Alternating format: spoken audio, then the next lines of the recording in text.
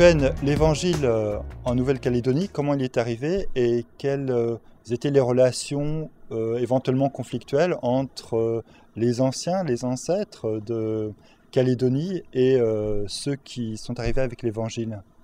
L'évangile, on va dire, est arrivé un peu comme quelque chose qui s'impose. Il est venu s'imposer à l'île de Lifou. Mais on va dire que dans certains endroits, on a été préparé par une parole. Parole parce que un vieux, un Hatchesi, justement, a prophétisé.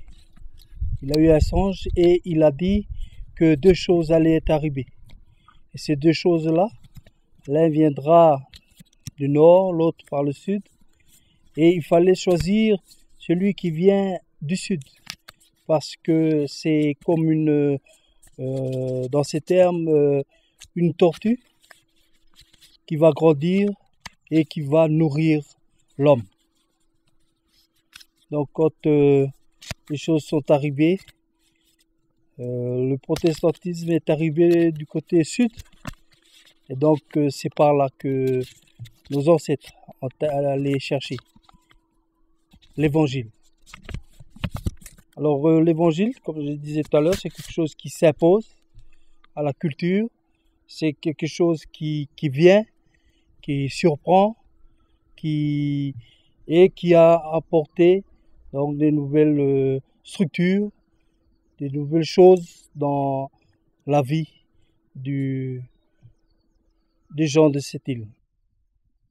Dans le temps, on disait Hunapo, donc les lieux de refuge. Chacun avait son endroit, chacun avait ses terres, un lieu pour vivre.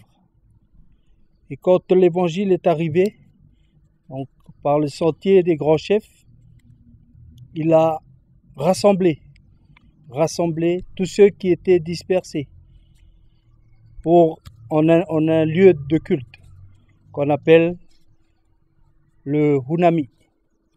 Hunami, il veut dire tout simplement lieu de culte, lieu de prière.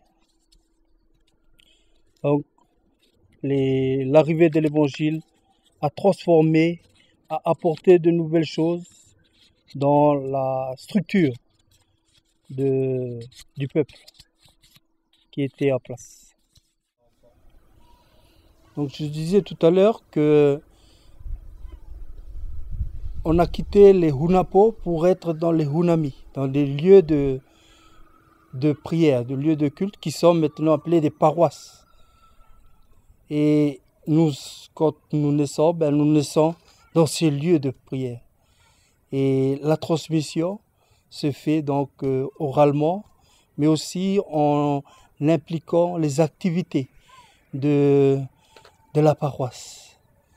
Par exemple, aller à l'école du dimanche, recevoir l'enseignement des moniteurs, écouter la prédication du pasteur, aller rendre visite aux malades.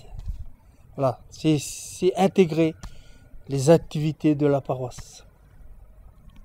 Et la transmission, elle est là. Elle se trouve dans tous ces faits et gestes. Et on rappelle l'évangile qui est venu nous donner ce lieu, tout en vivant aussi notre culture. Et sur la transmission de la foi, comment la foi s'est transmise? Comment la foi a été transmise dans le village pendant ton enfance? Nous avons l'enseignement qui est donné par les moniteurs et monitrices, donc pour justement accompagner l'enfant dans sa démarche, pour grandir et connaître aussi Jésus-Christ, c'est la foi, l'histoire de l'évangile, l'histoire de la Bible.